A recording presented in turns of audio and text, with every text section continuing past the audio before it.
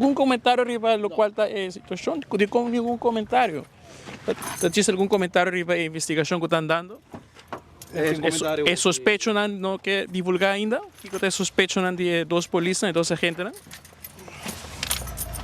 Y combina no te detenido ainda.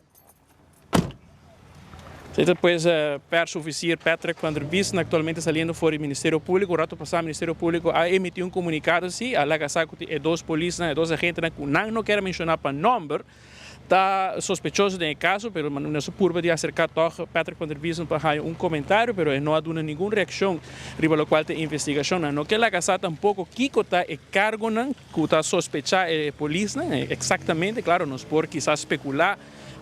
De lo cual está el cargo que está sospechado de dos agentes tampoco, no que divulgar oficialmente inicial ni nombre y fama de dos agentes policiales. Sin embargo, en el comunicado de prensa sí por mirar con apoyo inicial de difunto y víctima, aparentemente es sospechoso, naturalmente para derecho de privacidad y seguridad. Nos imaginar que el policía aquí está por de salvaguardar el nombre y fama de dos sospechosos. Sin embargo, es fallecido, es muerto mes, no tiene un privilegio, pues el Ministerio Público a los edad, a los inicial, y by now tú tienes que trata aquí de Eden de la noche.